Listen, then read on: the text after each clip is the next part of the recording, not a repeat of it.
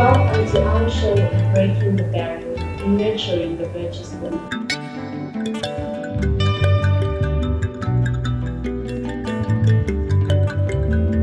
I also understand, Kuti, apart from being the Secretary of Women's Affairs in the ruling party, you are also Madam Senate President for our country. How is that?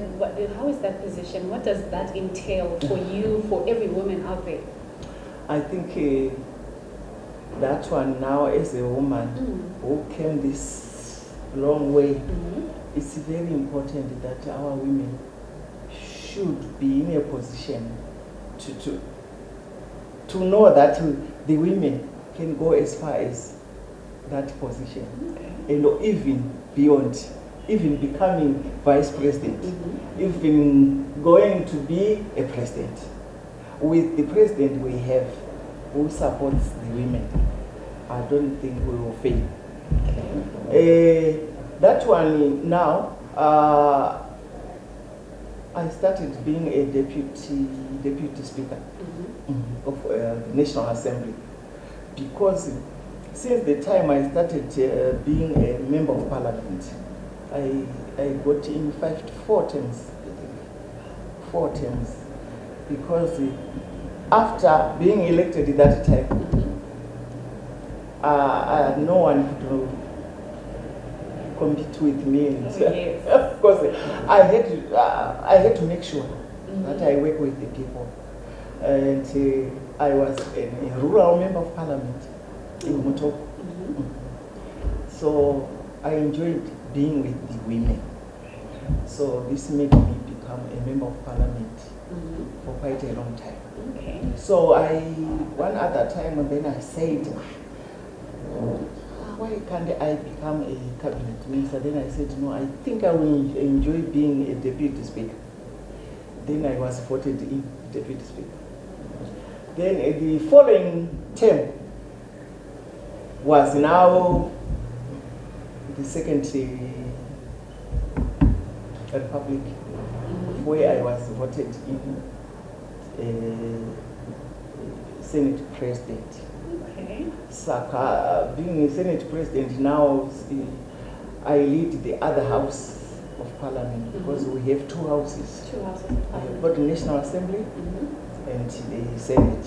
Then I lead the Senate, a house of where the members are so mature, which is quite different from the National Assembly, because during the time I was in the National Assembly, I was baptized by fire. Because you know what happens in the National Assembly? I've seen.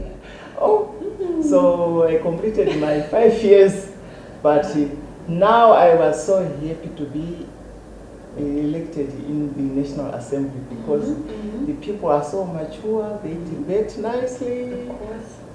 There's no problem in the National Assembly. That's lovely. That's lovely. But what it entails to women is that our government or our party supports the women to be in big positions.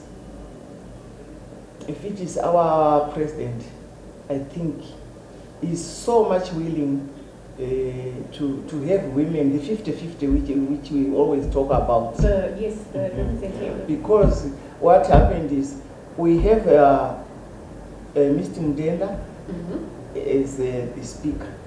This deputy is a woman, Honorable Cecily Desi. Then we go to Senate. I am there as a Senate President. My deputy is a man. Meaning, we are balancing. Yeah, we are balancing. So it is actually becoming a reality. It's coming up to be. And you are there to make sure that it becomes a reality. Now, Petakaita, this new constitution in 2013, we managed to have to fight for the 6 women per each province. 6 women after election, because of proportional representation. These 6 women should come from each province to make sure we have 60 women, in addition to 210 constituencies, because we have 210 constituencies in the whole the whole country, we have 210 constituencies. Really? Yes. Okay. So, of which there we fight. We contest as women, but it's not becoming easy for the women to contest and win. This is where the problem is. So during the time here at Constitution, or we could see with per 210. Mazimaya asked one of the with a win the constituencies. Saka, we fought with 6 women per each province. Each province. Yes. Really proportional, like what I'm saying, because of the numbers. Or calculate my numbers with the party yawana that number figure, how many women. So that we ended up having 60. But it was agreed that we were going to have 2 years on, 2 terms, which is 10 years. But now, after 10 years, because the second term of the 10 years, we could see that number my constituency. We thought if we are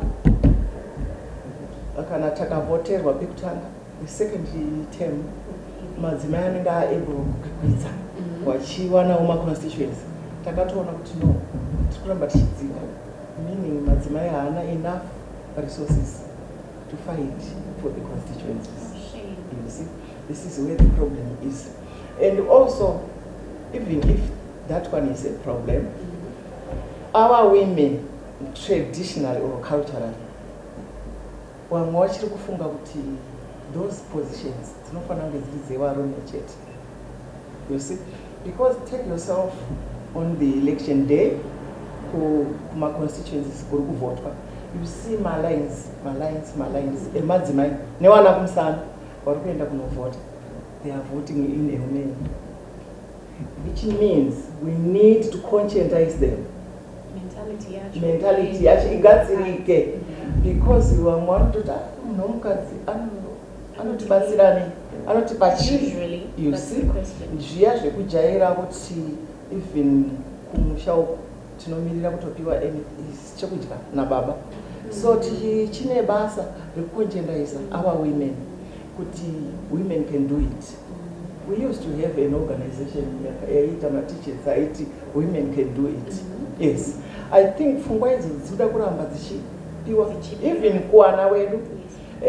during Patrick Wakuza, in a family setup, Wakomana should know even to clear my place, even to clean a mumba, they can also do that.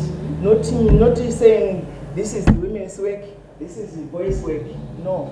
I think our young women, as I'm leading the women, we need to tell them that no, in a house setup, in a family setup, one fan of the savannah, so that the girls, one fan of those, so we can compete. But I can see it's coming up because I've seen several girls watching participate from my gatherings, meaning really farmer. So I duty iro semadzimai kuti vana vechiscan ngavadzidze kuzvisimudzira nekusimudzira vanhu nekuti pfungwa idzodzo kuti tinongoenda kunovhota vanovhota honestly kazhinji madzimai kumadzimai asi unoona vachivhotera vanhu because at one other time I was asked to na president kuti saka mai Chinomona zvamuri kuti muri kuda zve 50-50 madzimai muruda kuti tiite zvokuita sei chaizvo zvimwe nzenguva ansa inonetsa yekuti inga munovhota ndimi wani munovhota makawanda but vanozonzwisisawo kuti shuwa vanhu vedu havasati vanyatsokunzwisisa kuti nesuwo semadzimai tinogona kusimudzira but iko zvinezvi nekuapoinda kunoita president maministers echidzimai mapositions akaita sei handinayo sei handinayo inini Senate president. Vamwe havatonzwisise kuti yakakura kusvika pakaita sei. It's really big. Yeah, it's a really big issue. I'm humbled to be sitting before you, but I have no idea. But kuti vazvinzwisise kuti kusvika apo zvinoitika nai chimbori chigaro cheizvo zvicho. So that vanotofunga kuti chitori pasi paminister. Some of the people, but inyaya yekuti havanzwisisi kuti zvinhu zvakamira sei. But as time goes on, vanhu vachanzwisisa kuti tiri kurevei. But I am happy from all corners we are trying, because yes, tinao ma NGOs, tinao ma civil society vanoti vari kuita zvavari kuita.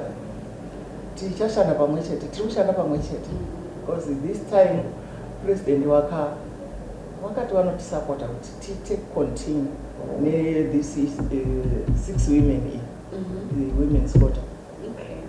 Women's quota. But at the moment we are busy having meeting with the different organizations. How do we want it? How best? Yes, how best?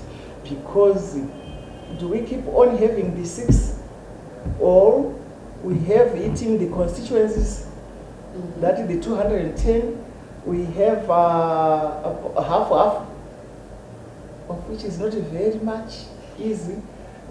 So on that one, we are still talking, so that maybe we come up with an agreeable position. Okay, so on this 6 women quota system, I mean, let's assume Gutipa 6 women ababa. Maybe there were 7 women campaigning for the 6 positions, and then which 7 macho hatori namali. It automatically means she's going to lose, right? But how best can you, as Madam Senate President, help the campaigning women to actually keep a position in because mali or any position, because you're very frank, especially teachers in return. So how best can we help that politician who is aspiring to be like you, but asina mali? I think you are very right, because what we are doing now is we are encouraging our women to involve themselves into business. Into businesses. Yes. To involve themselves into businesses. Even farming is a business. It is. They should know that they can be a very big farmer. We are encouraging our women to do bread making, also dressmaking, doing whatever is being done by men.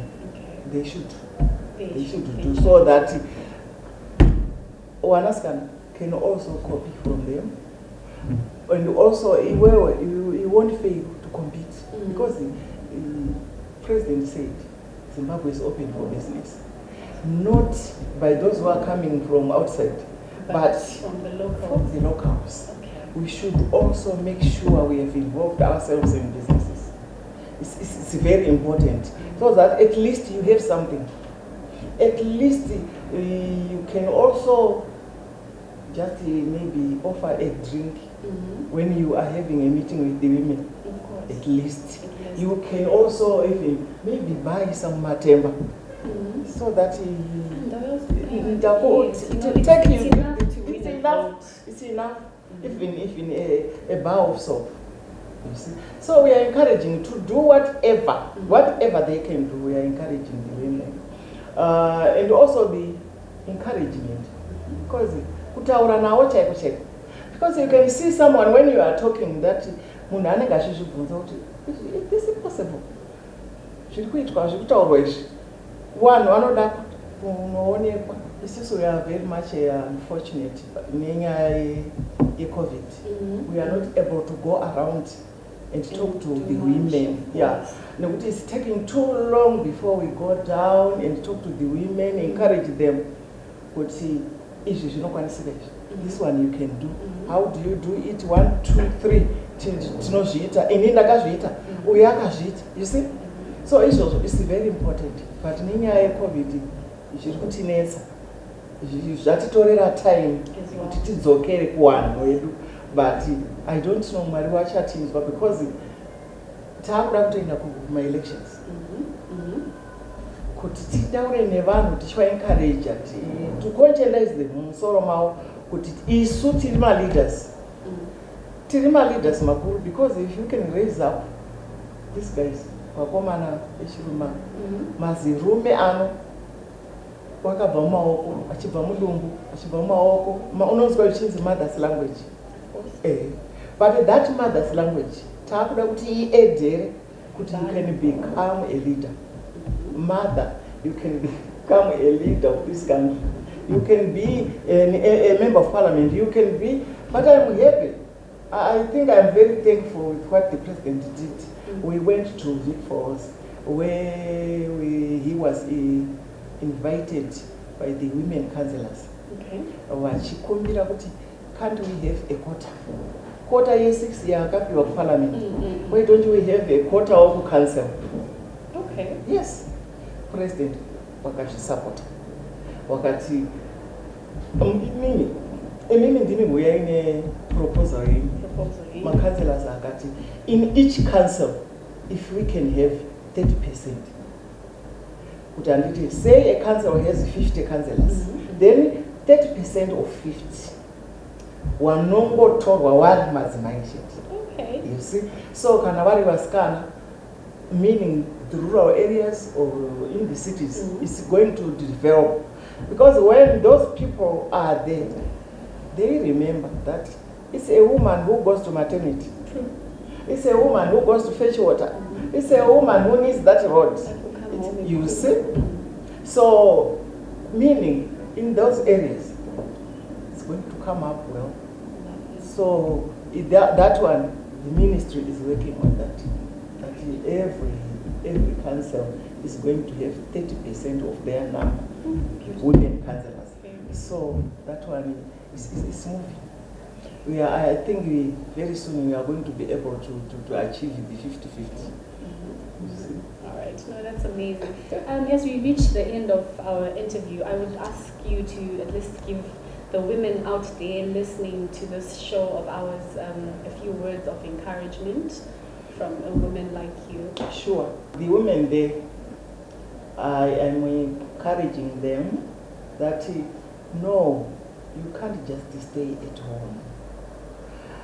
Unaona now I'm around my 60s, which means really? You look like you're 40 something. Honestly. No. Wow. The women, we are now in the afternoon of our life. We need you young ladies to come and take up, learn from us, and I think munofanira kuzvifarira kuita take up from what is being done. Zvamunofunga kuti we are making mistakes here and there, come toita tiri pamwe chete, motidzidzisa kana kuti correct. Isusu handi zvese zvatakatadza, tinazvo zvatakagona, imi muchidzidza together madzimai tinobudirira. Like what I was saying, kuti I've seen my lines emadzimai vachivhotera madzibaba. Meaning tiri kuzvidhauta isu pachezvedu. We cannot vote for each other nekuti isu pachezvedu hatisi kufungidzira kuti tinozvigona. So the moment you come and we work together, at the end of the day we will make it. We will make it. I want to encourage vana vari kuma colleges, vari kopi. At their level, isusu ku ZANU-PF kune youth. And you can go through youth. So unofunga yo zvikaitwa. Don't watch from the terraces. Get into it. Zvinhu zvaunofunga zvoitwa. Nyika yenyu yofamba, then you enjoy. Munozviziva kuti kuchinja hurumende is not very easy. It's not very easy. This is why madzimai achifunga kuti because politics kune violence. Vamwe vanogara kumba, they don't want violence. It's not easy. It's not easy kutorerwa chigaro. so hachiendi nyore. Get into it iwe pinda imomo ugadzirise zvauri kuda kugadzirisa handiti kana uzvigadzirisa maybe watondiwa because vanhu vanogona kuona kuti iwewe you can do it. But kana uri uchiti bhai apa hamusi kugona uchingotuka hazvina zvazvotibatsira zvinei. Ngatiitei tiri pamwe chete, ngatibatsiranei tose. Iwewe uri active nedzako pfungwa nedzangu pfungwa, together tinobudirira. So I'm encouraging madzimai ose kunyanya matechnocrats. I'm inviting them kuti uyai tiite tiri pamwe chete. Hatingazive zvese. Imimiwo you can think kuti muri kuziva zvese, hamusi kuziva zvese, ngatizvisanganise. Handitika together tinobudirira. This is what I'm encouraging my fellow women. You can't just stay at home. Apa imimi muri kuti hazvisi kuitwa kwazvo, zvisiri kuitwa kwazvo, uyai tizviite tese. Zvinhu zvedu zvese zvifambe zvakanaka. Pfungwa dzako idzodzo dzakanyanya kunaka idzodzo. Takasiyana, tine zvipo zvakasiyana. Mumwe can sing. Mumwe kungoadvise ikoko is very good at that. But why don't you do this and that? Zvinhu zvakutofamba. You are now enjoying. Oh, ndapota hangu vana vechidiki. Inini ndani vana sezi. Ndine vazukuru vakawanda. So ndamukuru. Tiri kuda kuti tikusiyirei zvishoma zvatakaita izvozvo kusvika patakasvika. Asi patikusiyirei muri kumba. Uyai, come and join the party. You may not want to join ZANU-PF, but join politics. More active. Kana mava active, zvedu zvinofamba zvakanaka. Kutukana hakuna zvakunobatsira. I've liked my opposition edzimwe nzvimbo like kunana UK wanototaura zvakanaka nato kwete zvekutukana. Uyu anouya nepfungwa yake, uyu nepfungwa yake, totaura toona kuti tinosvika papi. Kwete zvimwe zvokungotukana izvo, hazvina zvazvinotishandira. And people, some other people from outside, they enjoy seeing us fighting. But to us, hazvina zvazvinotibatsira. Well, thank you very much, Senate President. It was a real pleasure having you on our show today. Okay, ma'am, just before we end our show, I was hoping you could also address the nation on a few things that you were keen on. My fellow countrymen,